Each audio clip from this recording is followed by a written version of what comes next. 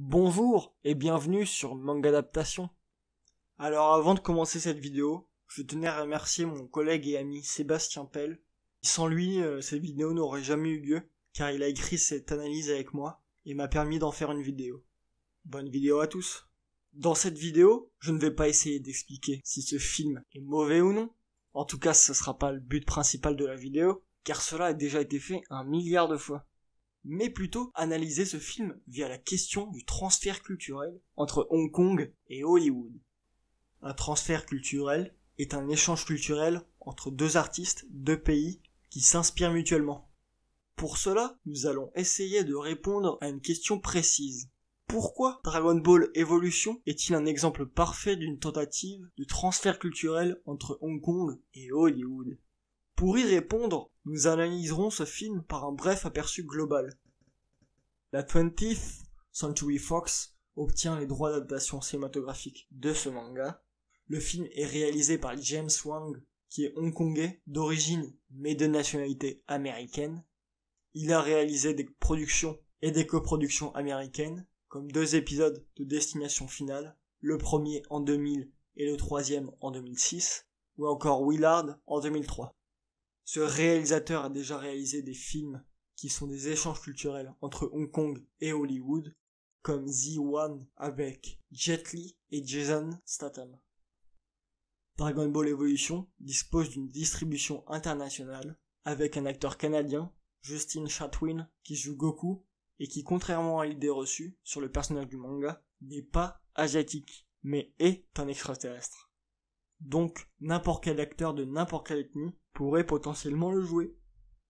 Il y a plusieurs acteurs et actrices américains dans ce film, comme James Marsters, Amy Wasson, Ernie Hudson, Texas Battle, pour toucher le public américain. Il y a aussi des acteurs d'origine sud-coréenne, comme Jamie Chung, Randall Duck Kim, ou encore Park Joon, qui fait partie d'un boys band coréen. Et ces acteurs sont choisis afin de toucher un public de Corée du Sud. Il y a également un acteur hongkongais, Chow Yun-fat, en fin de carrière, et une actrice japonaise, Eriko Tamura, qui ont le même but pour leurs pays respectifs. Ce film a été réalisé du 18 novembre 2007 au 30 mars 2008 et a eu des reshoots entre le 7 octobre 2008 et le 1er novembre 2008. Au Canada pour les effets spéciaux, aux USA pour les reshoots et au Mexique pour la quasi-totalité des scènes. Ce qui nous montre des lieux de tournage et donc un environnement uniquement américain. Maintenant, attardons-nous sur le public ciblé du film.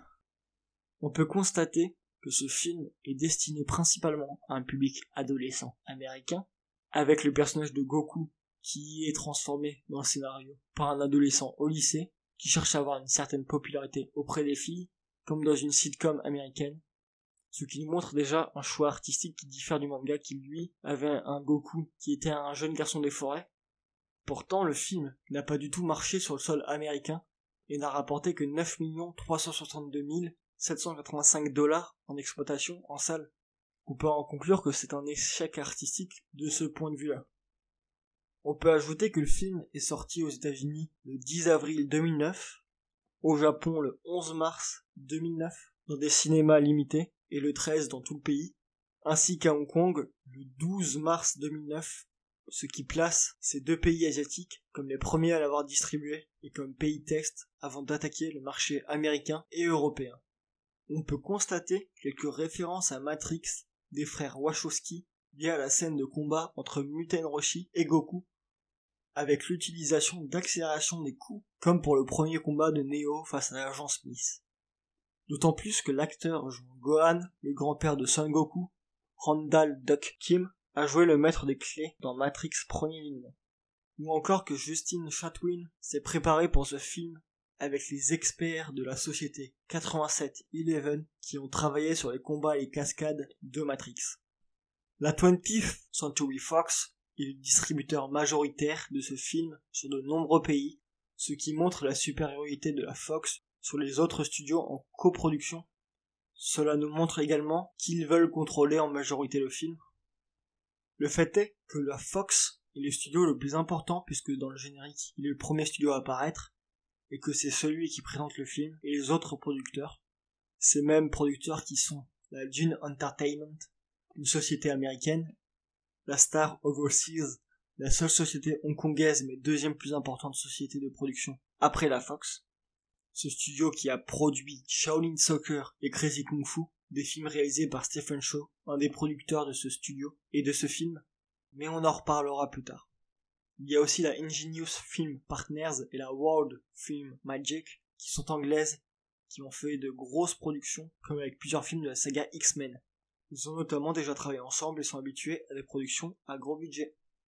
Le scénariste Ben Wamsey, qui est américain, a déjà écrit pour un échange culturel entre Hong Kong et Hollywood, avec The Big Hit de 1998, qui est une production américaine, mais réalisée par Kirk Wong, réalisateur de la nouvelle vague hongkongaise. Abordons maintenant Hong Kong via le problème de l'échec artistique. Le réalisateur Stephen Chow est coproducteur de ce film, mais aurait dû le réaliser. Mais la Fox l'a écarté du projet à cause d'un différend sur le scénario qu'il proposait. Ce réalisateur, dans ses films, utilise beaucoup d'éléments de mise en scène, que ce soit décors, arts martiaux, effets spéciaux, et cela faisant ressembler ses films à certains niveaux, surtout au niveau du combat et de l'humour, à Dragon Ball ou à un shonen, donc un manga pour jeunes adolescents. Mais les producteurs n'ont pas dû apprécier cette vision trop originale. Il y a une inspiration de Shaolin Soccer de Stephen Chow, avec le moment où Goku ne veut pas faire de bruit chez Muten Roshi, avec la boule qui fait s'envoler des petites pierres, et utilise une accélération des mouvements et un ralentissement du temps. Comme quand le goal de Shaolin Soccer arrête de la même manière des chaussures lancées dans ses cages. On peut noter que ces deux séquences s'inspirent ou rendent hommage à Matrix des frères Wachowski. On peut noter que Taïwan, une province de la Chine, a déjà réalisé une adaptation de ce manga intitulé La légende des 7 boules de cristal, par Shen Shun Liang, produit par deux studios hongkongais, My Way Film Company et la Filmswell International Ltd, ce qui veut éventuellement montrer l'intérêt certain d'Hong Kong pour adapter ce manga. Le film fut néanmoins adapté illégalement et le nom des personnages changé. Akira Toriyama voulait Jackie Chan comme acteur pour interpréter Muten Roshi, alias Tortue Géniale, dont il s'est inspiré et le revendique. Mais il refusa à cause de son emploi du temps, ce qui en aurait fait un échange culturel encore plus flagrant, avec le fait que l'acteur rejoigne une adaptation d'une œuvre dont il a été une inspiration. C'est Chow Yun-fat qui accepta le rôle, une immense star hongkongaise, et on peut voir que ce film est l'un de ces derniers, ce qui peut signifier que celui-ci a pu arrêter sa carrière précipitamment à cause de son échec. Chow Yun-fat ne s'intéresse pas au manga Dragon Ball, donc on peut se dire que cet acteur a sûrement accepté ce rôle pour l'argent ou la possibilité d'augmenter sa popularité à l'international, et non pas pour l'adaptation ni la qualité du film. La Fox, à côté de cela, l'a aussi engagé dans un but commercial pour l'image qu'il véhicule en Asie. Jun Park, qui joue Yamcha, est chanteur américano-coréen et leader du groupe de K-pop God. Il a une certaine notoriété chez le jeune public, car son groupe est ciblé pour ce public précisément, et il a vendu 1,8 million de copies pour son second album. Il a également tourné dans des dramas, donc le prendre pour un rôle de dragueur dans Dragon Ball Evolution peut amener un public jeune, asiatique, fan de K-pop ou et de drama, à aller voir ce film. Ainsi, Eriko Tamura, qui joue Mei, était chanteuse d'anime au Japon, donc cela peut être un argument pour faire venir ce jeune public. Les producteurs du film ont tenté avec Dragon Ball Evolution d'arriver à toucher tous les publics à un niveau international. Afin de toucher un public plus large en Asie, Chow Yun-fat a été engagé dans le rôle de Maître Roshi. L'acteur, s'il n'est pas vraiment représentatif du film de Kung-Fu, fait tout de même appel aux films d'action chez les Hongkongais et aux films Tigre et Dragon aux États-Unis. Nous venons de voir l'échec artistique de ce film, nous allons parler du contraste, échec commercial et réussite du transfert culturel.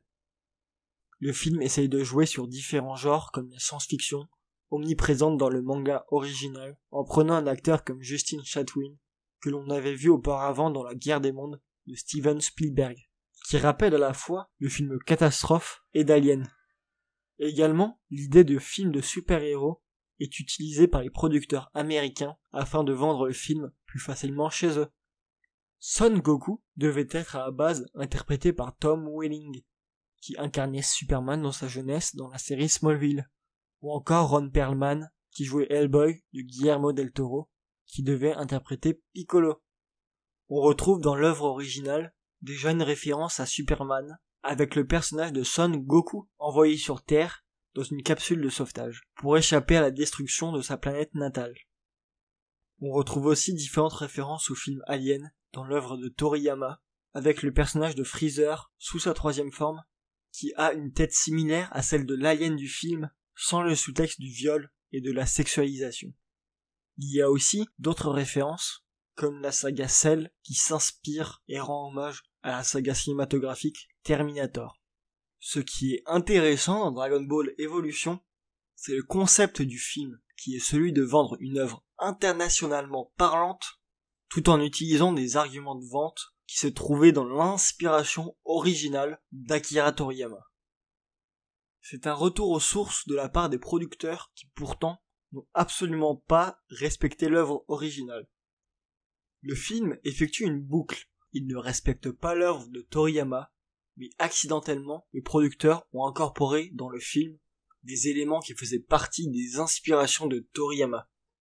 Dragon Ball s'inspirait déjà à la base de films de Kung-Fu, de films de la Shaw Brothers, ou encore de Zoo, les guerriers de la montagne magique.